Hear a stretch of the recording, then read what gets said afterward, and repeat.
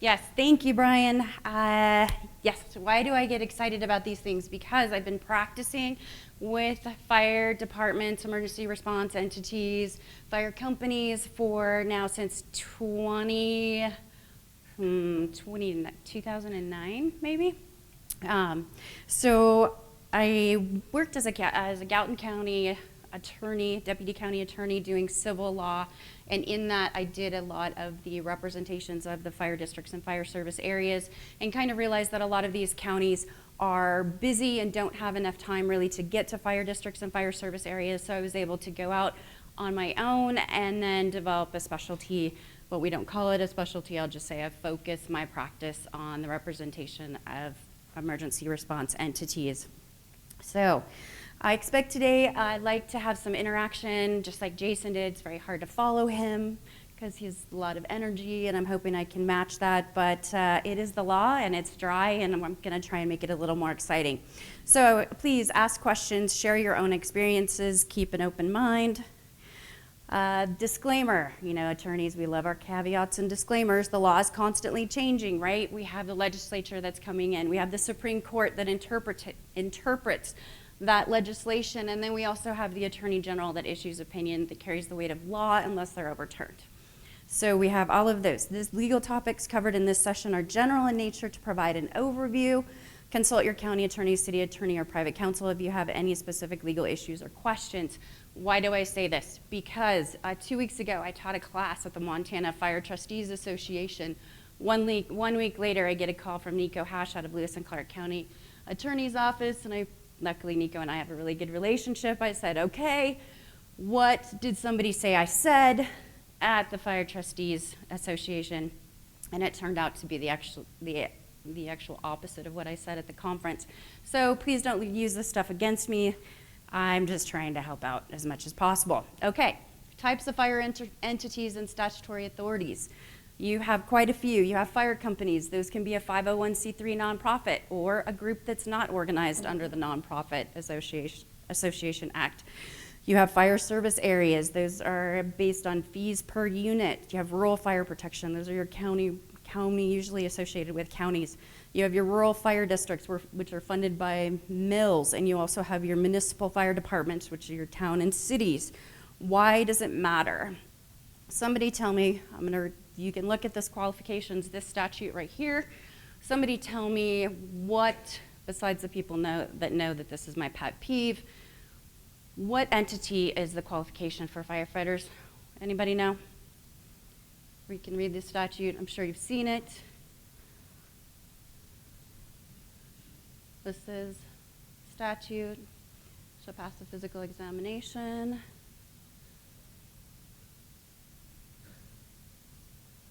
Okay, so anyone want to guess which part that falls under? Take a wild guess. How about my city folks? 45.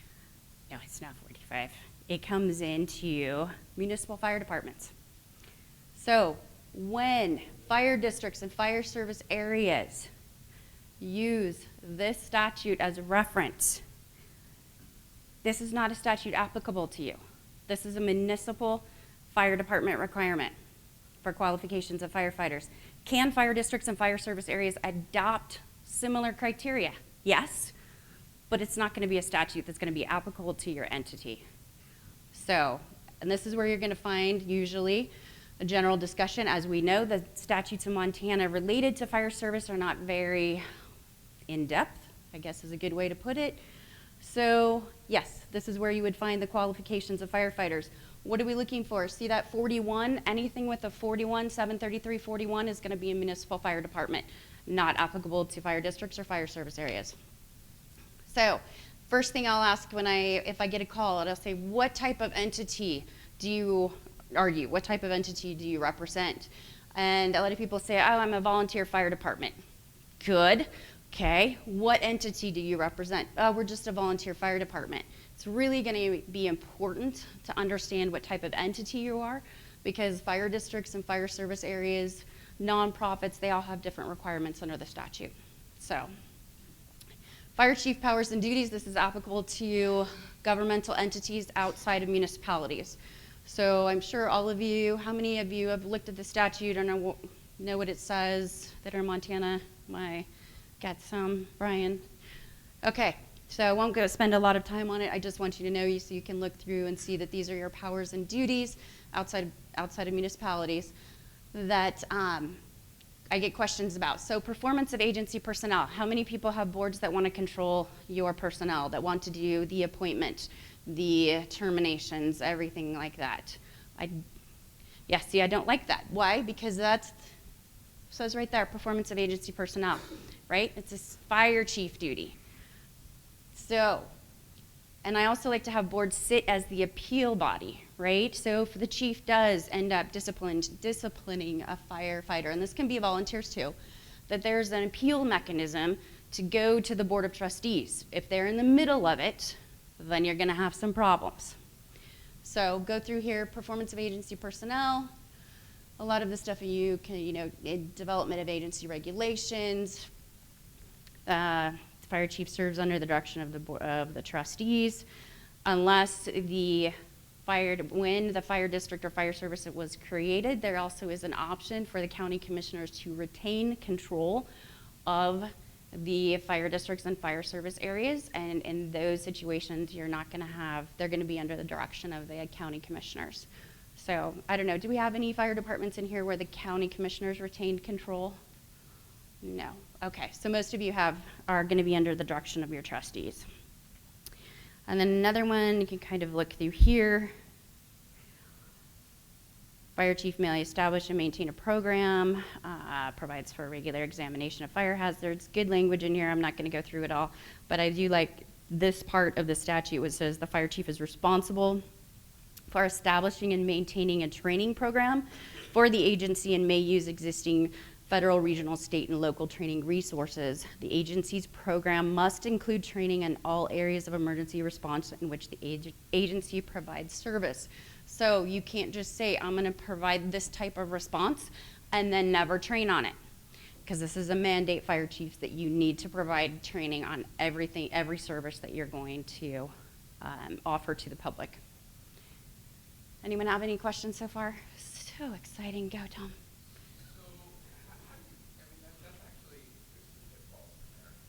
Of course. But how do you define what services you provide? Is that defined by the fire district itself, or is it defined by how the public requests? Good question, because we do have a Supreme Court case on that says that, right, the Board of Trustees, this was a case out of Bull Lake. Do you guys remember this one at all? County tried to come in and say that basically the board had to get permission so they can add additional services. So really kind of, there's more to it than that, but basically you need a county approval for the Board of Trustees to provide additional services. And then we got a really good ruling that says that the trustees and the fire chief determine the scope of the district's services under Montana law. And then it cites to the statute where it says the trustees have the authority to provide adequate and standard firefighting emergency response. Somebody tell me what adequate and standard is. I really don't know. That's the statute. Probably wasn't created by a lawyer. But that's the statute that we have to deal with. And then I like the language next that says, similarly, a district court or a district is overseen by a fire chief who is responsible for providing and managing emergency services that are established by the agency. So I think, Tom, your question is, it's both, right? It's what your board wants to provide in conjunction with your fire chief, and how do you do that? You look to what your community needs, right? Staffing, money, that kind of stuff. Yes?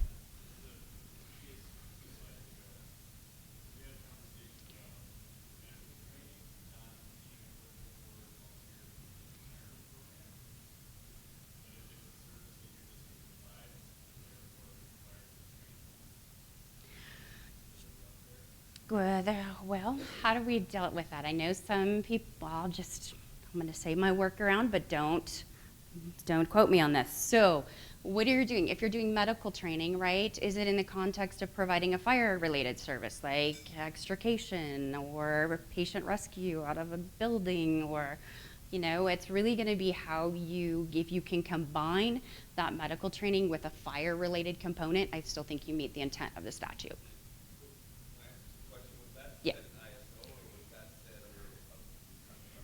Retirement. Yeah, you know the language, it says fire training, fire-related training. Somebody have that? Yeah. So that's how we get around that. Well, not get around it, which is just how we comply with it and how we do our training.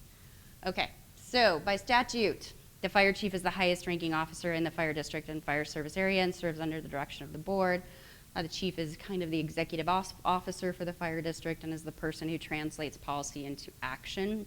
The specific duties of the fire chief will vary depending on the size and the organizational structure and should be defined in a position description as well. The fire chief and possibly a clerk, if applicable, is the only employee/volunteer who answers directly to the board. Consistent with the goals established by the board, the fire chief makes the day-to-day decisions that impact the administration and operations of the fire district. If there are concerns about a fire chief's performance, the board should raise these concerns with the fire chief in executive session. For the efficient delivery of service, the board must refrain from micromanaging the fire chief in administrative and operational matters. This is the language that I gave to the Montana Fire Trustees Association. This is what I'm telling your bosses. So, are they going to listen to me? Probably not, but this is the message that they're receiving. So, the board should also not insert itself into personnel matters that should be handled within the chain of command structure. I know I get a lot of questions regarding this issue. This is especially true if a board has adopted a grievance policy. We talked about that a little bit. In that situation, the board sits as a neutral decision maker for all employee volunteer related grievances, that if a trustee was involved or has knowledge of the details leading up to the grievance, that trustee may have to recuse themselves from the discussion and decision. Any questions on that? Okay, so here run through, there is a kind of a counterpart to your municipal, so we have the 733-2001, which is for fire districts and rural and fire service areas. This one is a 41 statute, so this is going to be your municipal duties of the chief and assistant chief, kind of very general, shall see that, let's see, the chief has charge of and is responsible for the engines and other apparatus and the property of the town or city furnished to the fire department, and shall see that they are at all times ready for use in the extinguishing of fires. So, and then they also have the authority to suspend firefighters, bringing back the mayor or manager may suspend the chief or assistant, and then providing that the chief may suspend the assistant chief of the fire department or any firefighter for a like cause. That neglect of duty is interesting to try and figure out what that actually looks like in a practical setting. Other statutes that you should be aware of. Okay, Montana Human Rights Act, yes. Political subdivision, are you a unit of local government? Yes. Fire districts, fire service areas, so you have to comply with the Montana Human Rights Act, which means no discrimination, race, marital status, that fun stuff. Also, you need to look at your ethics and conduct statutes because you are public officials, public employees. So these two statutes are going to be important for you to look at. Go. Even at the volunteer level. Yes. Why? Because you are created as a unit of local government, unless you are created as a fire company being a nonprofit or a for-profit, right? So, volunteers, across the board. No white marbles, black marbles. You guys know what I mean by that? Rich, go ahead and tell them what it means. Right. So what'd you do? You had a jar, you passed around, you liked somebody, you put white marble, right? Didn't, black marble. Oh, bad. Nobody does that anymore, right? Yeah, don't admit it. Okay. So yes, so we have these requirements. Everything up here is applicable to volunteer fire departments. I can see my troublemakers in the back of the room there. Okay. Employment of state and local government personnel. This is a big one. This is basically saying that everybody, including volunteers, that you shall recruit, appoint, assign, train, evaluate, and promote personnel on the basis of merit and qualifications without regard to race. Okay? There needs to be some reason, qualifications and merit. Take an application. Don't just appoint a fire chief. Take an application, list out some qualifications that you want, do a position description, even for volunteer organizations. You want to be able to prove some document trail that they were hired, appointed on qualifications and merit and not some discriminatory reason. All right, no one gets this one. This one's skipped a lot of times. Every state or local contract or subcontract for construction of public buildings or for other public works or for goods or services must contain a provision that all hiring must be on the basis of merit and qualifications, and a provision that there may not be discrimination on the basis of race, color, and all of the protected class. This is the most common section that I add to all the contracts that I review, because this one's usually left out of most of them. And as you can see, this is definitely not one of those statutes that you can ignore, because you have to see the word must. So it's real easy, include it as a provision, it's required by law. Make sure that makes it into all of your contracts. Legal questions. Okay, what questions am I getting across the state? Board relationships. How many people have a really good relationship with their board? I know Rich does, you guys do. How many people do not? Come on, Dan. Come on, Dan. Yeah. It's difficult. Dan, can you give an example? Just one, Dan. Just one. Yeah, I know you have a lot, but.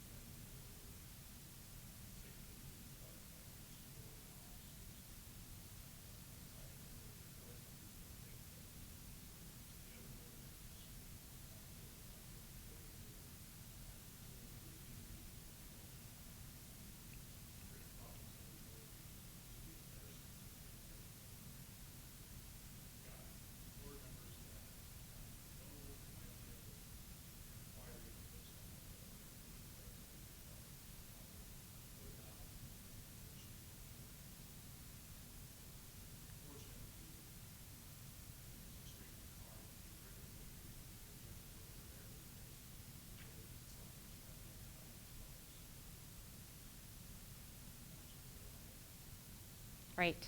So it makes it really hard on you as the fire chief trying to operate in this kind of situation. And what do you do? Because then, you're trying to say, well, maybe that's not too lawful or whatever. And you in a fire chief position are kind of stuck in a precarious position, right? Maybe you should talk to the county attorney's office like that, right? You try and give them, encourage them to go other options. But that's a big issue for a lot of fire departments. What the relationship between the fire chief and the board, and how you fix those relationships. Or how you continue the good ones. I think communication, you get a group of good ones on there. So elected official relationships, personnel issues, both paid and volunteer, policy SOGs, development, implementation, and training.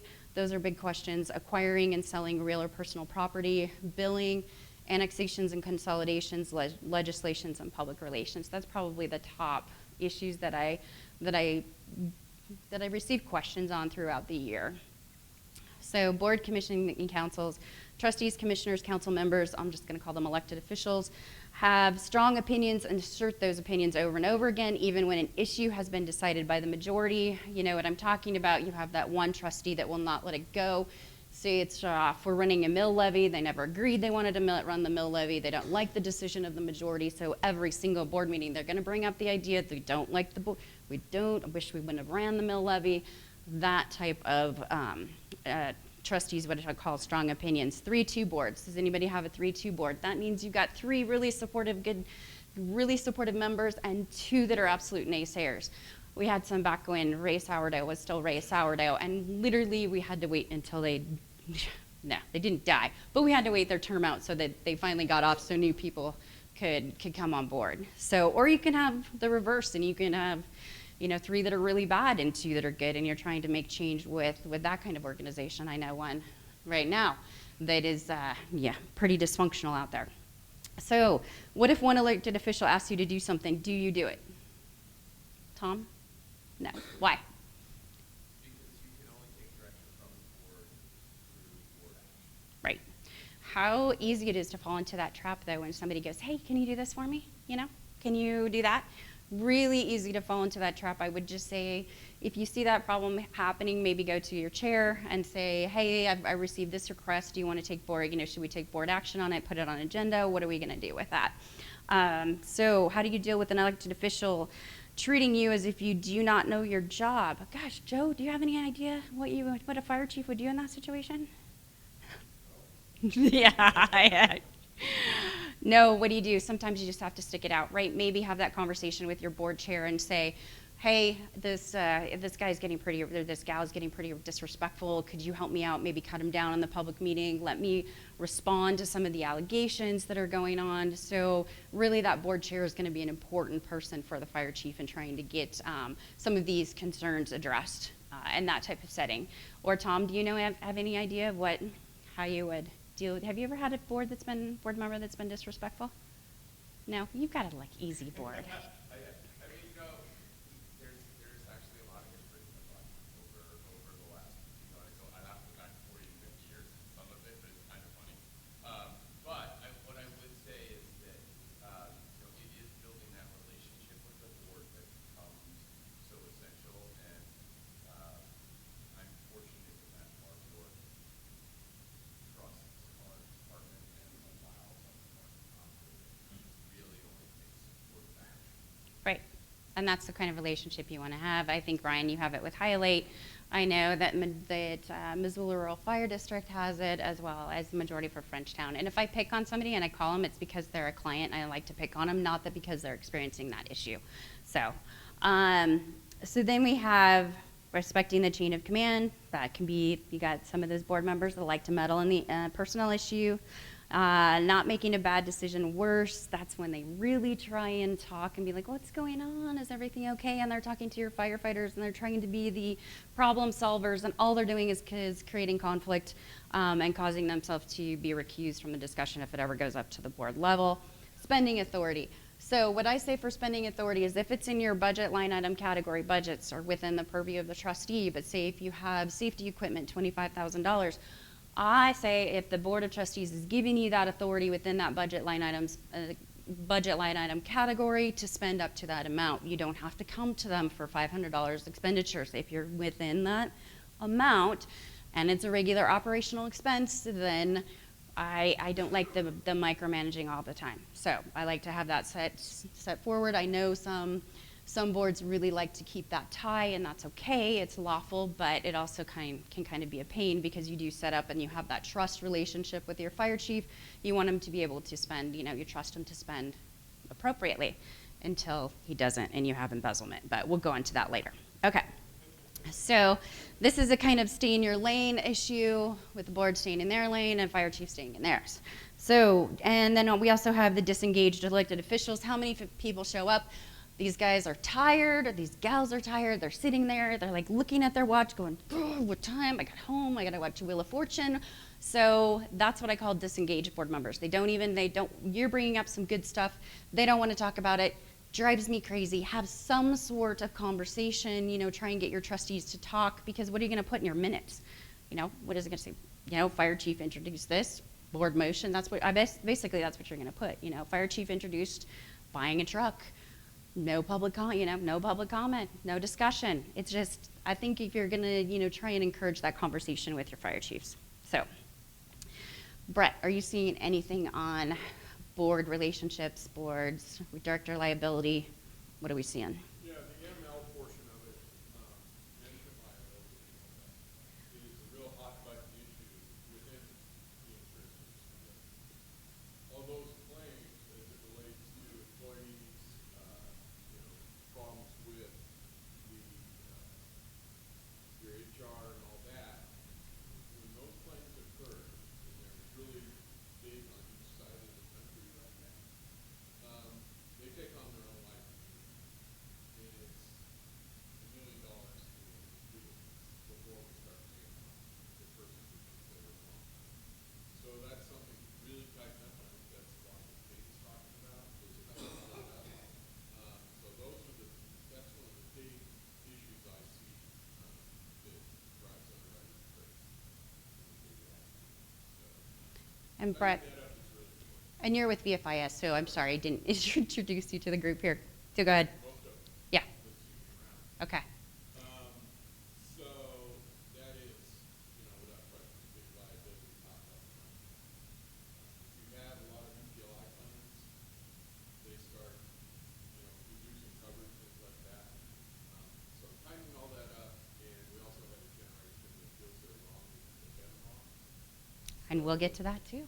That is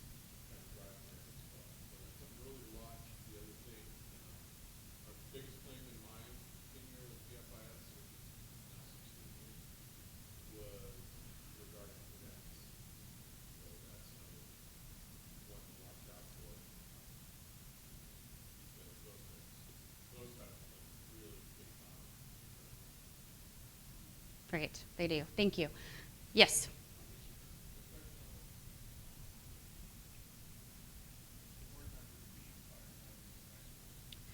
Can't, I love this question.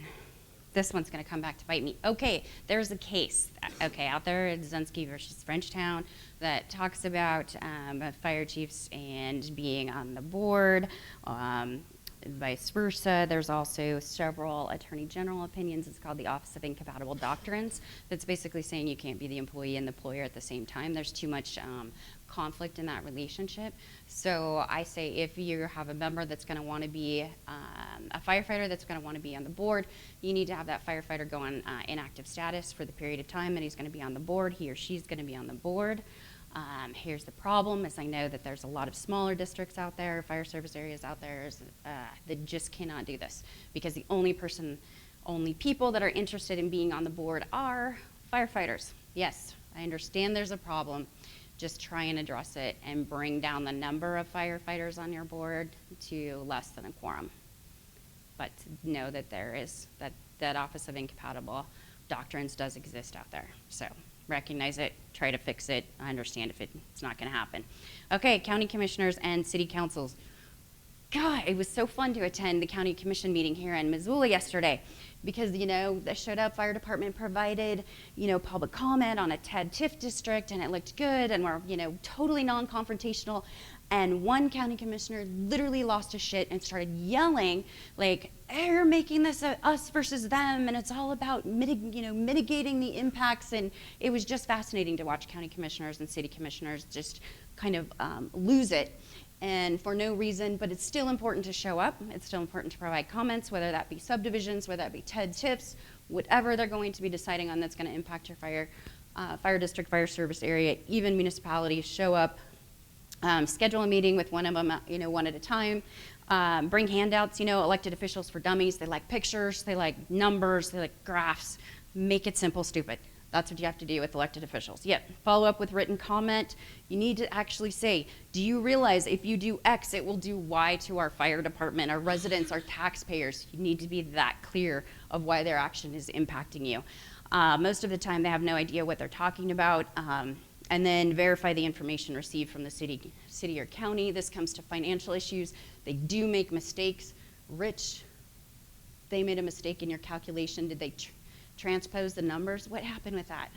So we set our budget and it went to the county finance department. They transposed the numbers and to our benefit, to us more money. Yeah. Until the auditors found it, and we had to pay that money back. Right, So we went back to the county and said that was their mistake. right. It's still working. Yeah. So it does happen, right? You get somebody, human errors, they're transposing numbers. Check those if you can to go back and make sure. Personnel issues. How many people have personnel issues? Number one complaint across the board, I would say for both paid and personnel calls coming into my office. Come on, be honest. Be honest. Come on, just lazy, yeah, a little bit. Okay. That, if you're working with paid departments, I would say find good labor management attorneys and use their knowledge. There's going to be a huge push to resolve issues before going to arbitrations. However, sometimes there's no middle ground and you just have to take them to arbitration. Then how many people are getting driving issues with volunteers or paid? Driving issues, driving too fast, driving reckless, drunk driving, anybody? How about this one? Backing up. Why are we hitting our fire stations? God, what is going on? Huh? Lack of spotters. Some of them have spotters. Why? What's going on? I don't know what's happening. I've heard of it a couple times. Brett, you seen any of those claims? Yeah, it's a national thing. A lot of times spotters will stand in the wrong spot so they can't see them. So, yeah, that's been going on. Or leaving doors open on there. Yeah, common. How do you think we fix that as fire chiefs? Buy backup cameras. Missoula Rural, how did the backup cameras work for your station that you just ran into? Yeah, and they have a speaker, like the intercom from the front to back, and it doesn't happen. Train, retrain, make it as painful as possible. Tell them to back up like 35 times until they, figure it out. Muscle memory. I don't know what the problem is. Go ahead. One of the problems is obviously the apparatus got a lot bigger.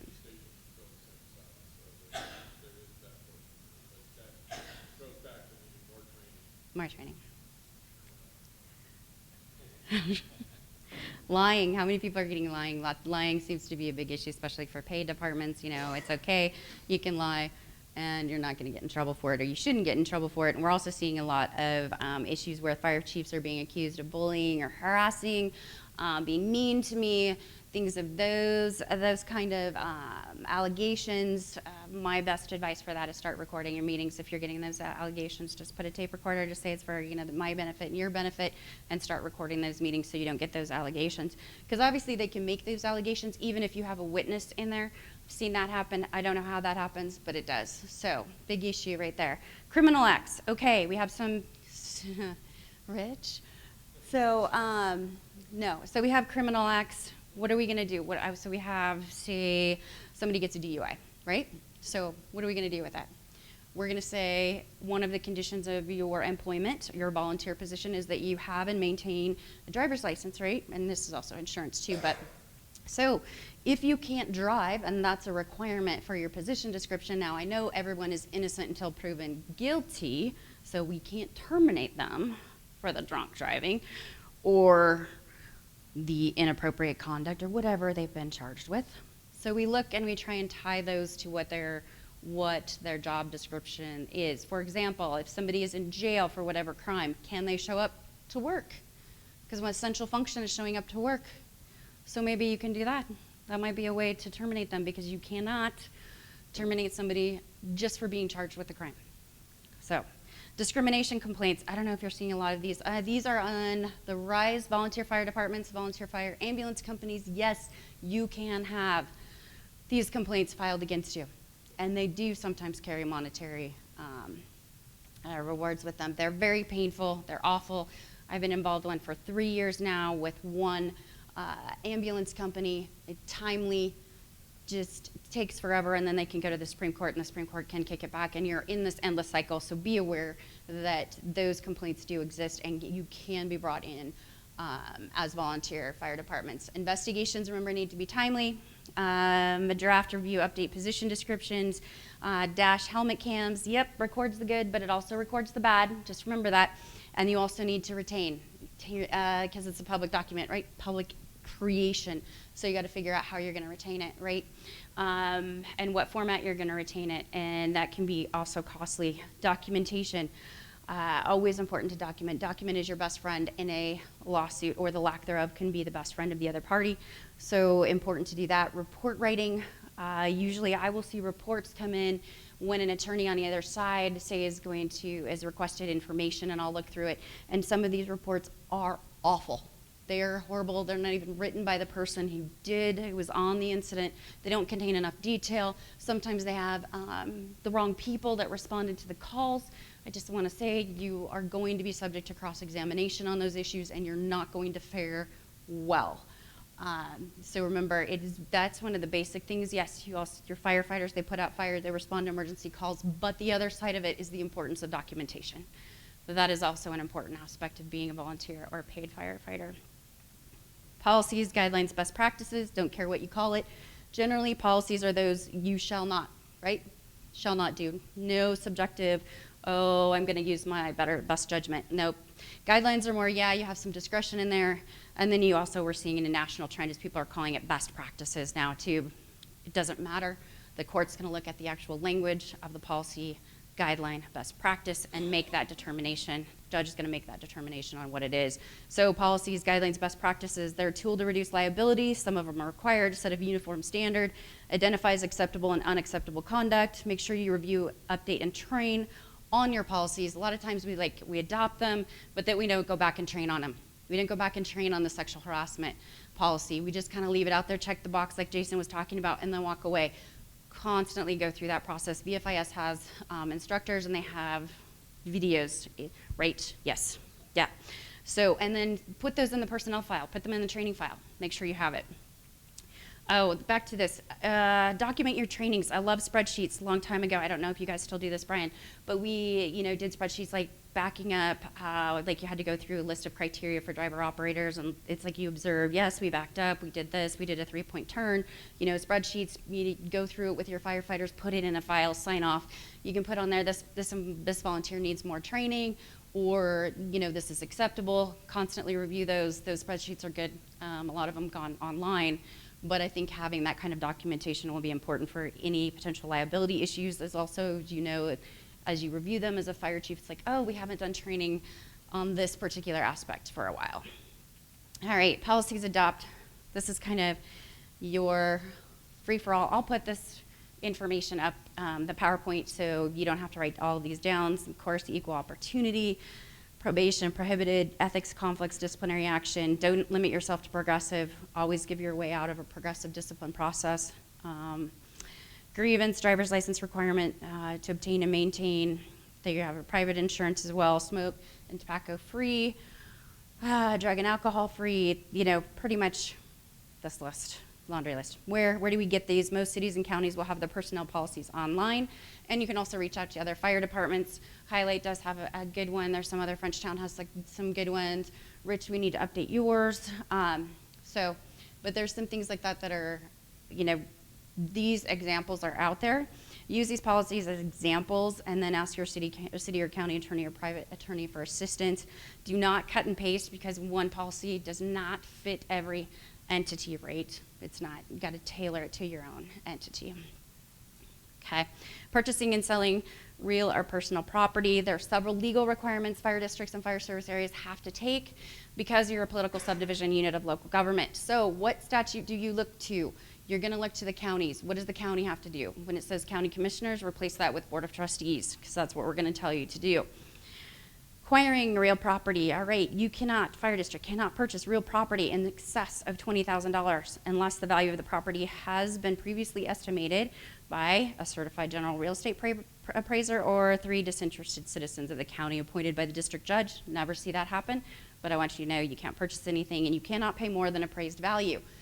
Does that cause problems? Yes, but that is state statute. But there's ways to work around it. Sometimes you can manipulate the costs of who's going to be paying for the closing fees, and sometimes you can do a little wiggle room in that process. Okay, sale of property with a value of real property over $20,000. When real property is estimated to be valued over $20,000, a formal appraisal is required. Okay, so the fire district shall hold a public hearing and adopt a resolution providing for the sale and disposition of the property. Legal notice is required. When I say legal notice, I mean published in the paper twice with 6 days separating each publication. Okay, fun stuff. Real property. Like if you're going to purchase some ground, if you're going to purchase, yeah, it's land, yeah. No, I'll get to sorry, that's basic, I'm sorry. I should have gone back and done that. All right, so we're gonna get to personal property here in a minute, but so sale of real property, there is a process, and your property cannot be sold for less than appraised value, and such value must be stated in the notice of sale. So is that a problem? Yes, why? Because I just had a client that had it appraised, the property appraised, and it came in pretty high. Then we had the interest rate cuts and kind of the market is going down, and we went and had this public auction, and it was advertised, and did we get anybody that put anything on it? No. So what do you do in that situation? You can't offer it for 70%. That statute doesn't apply. You cannot lower your price. You basically have to go out and find another appraisal, talk to the appraiser that you had, so you can have, see if they'll adjust their comps. So there's a way to do that. You can write down that statute so you can look at it if you want. Personal property.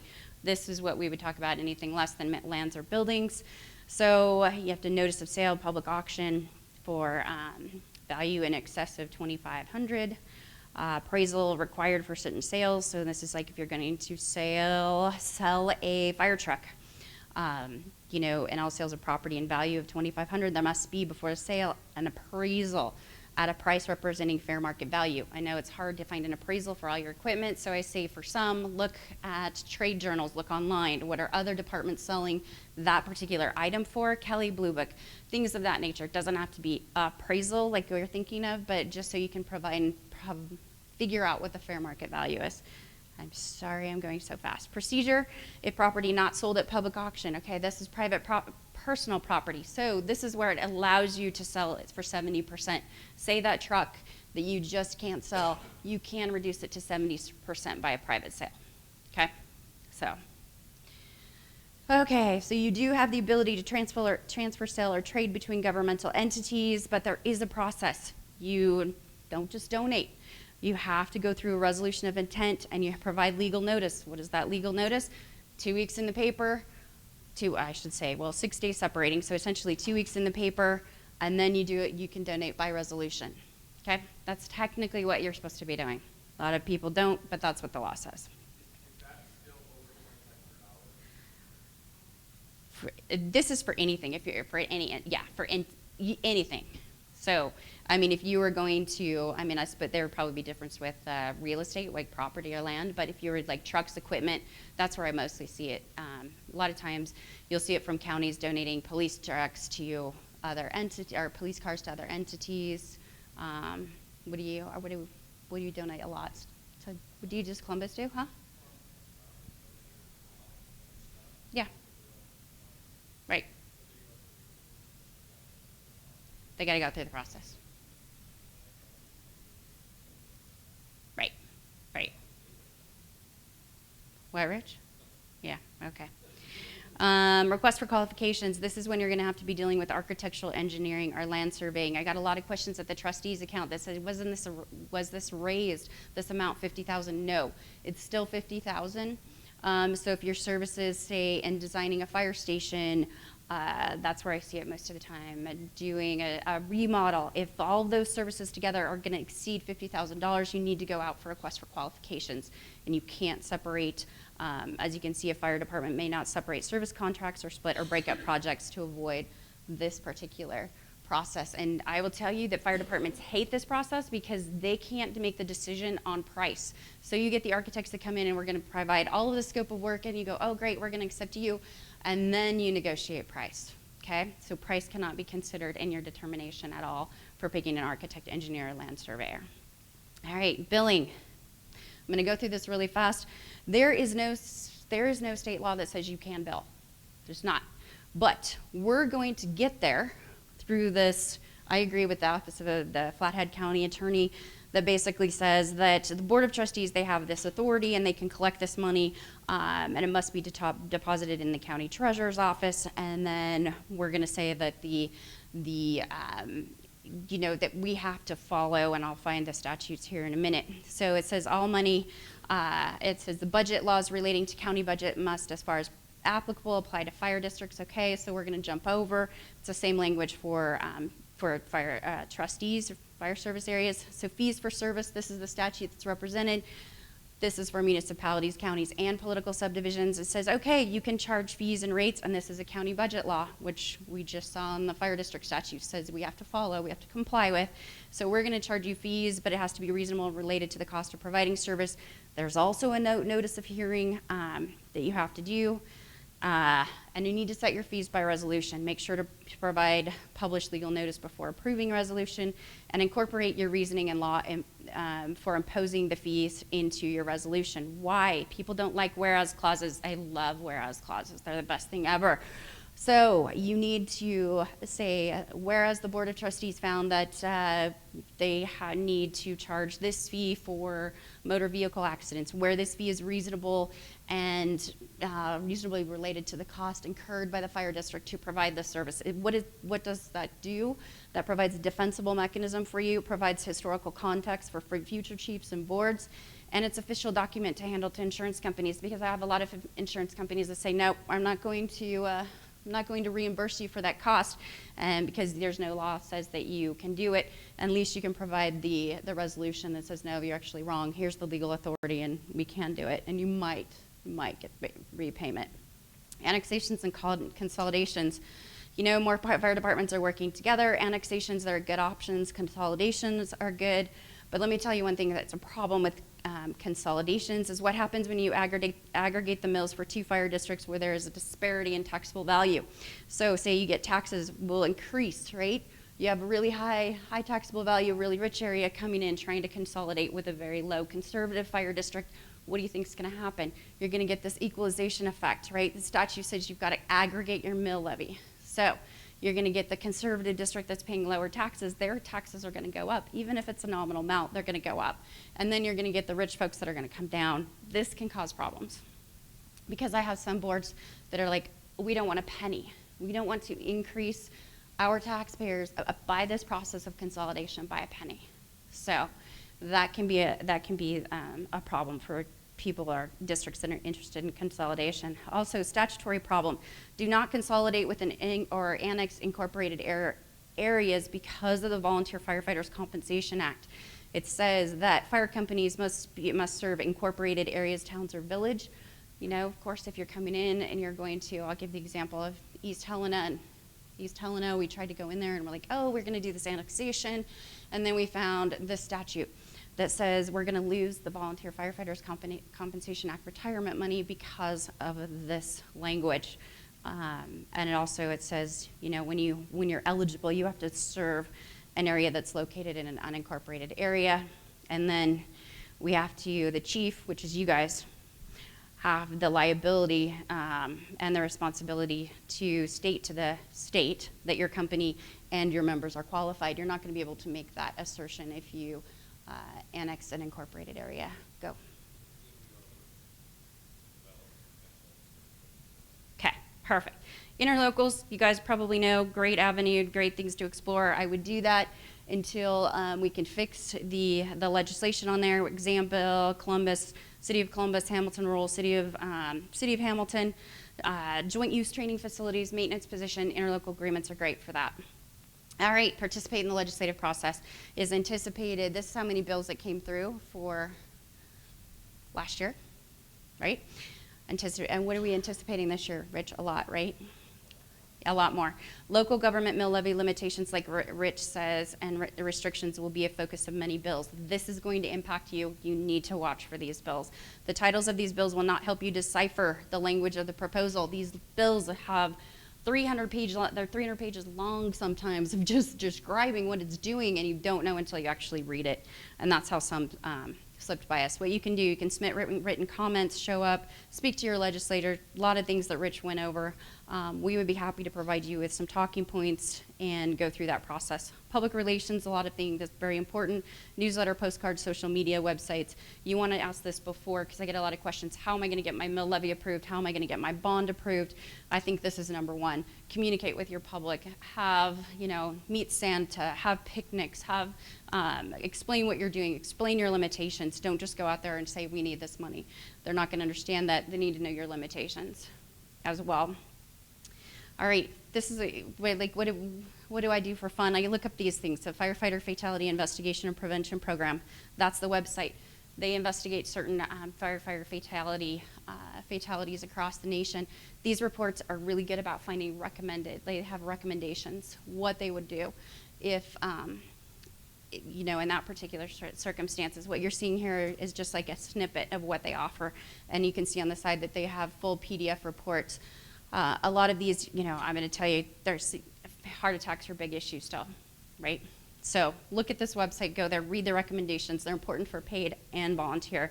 Headlines. What do we see in the headlines? Oh, these are all going to be national because we don't, I got in trouble for people got mad at me if I referenced Montana people, so I won't put that even there in the headlines. Okay, Ohio, firefighter charged with 13 counts of arson. Yes, it's still a thing, right? We still have firefighters that are, committing fires, because this guy right here, after setting the fires, he would respond with the fire department, insist in putting the fires out. He's bored, right? You got to watch for this bored guys. Here's another one. What are you guys facing with homeless people? Explosions, ammunition. You always got to be prepared for the unexpected, especially with the increase in the homeless community. This is my creepy fire chief right here. This guy is something else. So, allegations of groping, texting, sexual comments, even stealing underwear is what this fire chief did. Includes like groping. You can read what he did in the third paragraph. I won't say that. But this is, which is also what we're seeing, trying to avoid too, right? Sexual harassment, sexual assault, things of that nature. It happens, right, Brett? Happens from, yeah, okay. All right, this is another thing. This one, I don't know if you read this one. This was a policy, internal operating policy that basically said that before paramedics could go into residence, if this resident happened to be, let's see, I'm going to try and find the language, they have to be on this list where the caution notes, so they had caution notes associated with residents, right? So if they needed, paramedics couldn't go in without law enforcement. So they had a medical call, they waited for law enforcement.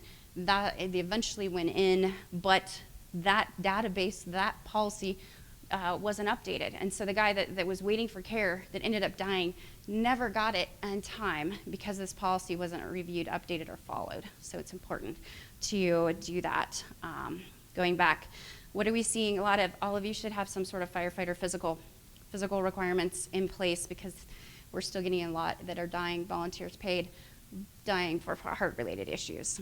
We should really try and cut this down from our headlines. Here we go to, I love it, former fire chief and spouse, steals $125,000. OnlyFans, Amazon, Facebook transactions. What are we talking about here? These are all legitimate business expenses, right? Nope. So that's an issue. We want to make sure we cut down on that. Here's this one. I love this one. You guys remember this one? Stripper getting out of the fire truck? Yeah. No, it was there. Yeah, I think this guy actually got disciplined, but it was a legitimate reason, right? She needed a ride, I think she needed a ride. She needed a ride back to work. There was. Tell me, who's read it? Does anybody read what happened with this fire company? Yeah, the company. They had some legitimate excuse that they were just being nice and she wanted a ride back, and it's okay. I'll end it with this one. I promised myself a long time ago when I started giving these presentations that I always bring back this particular headline.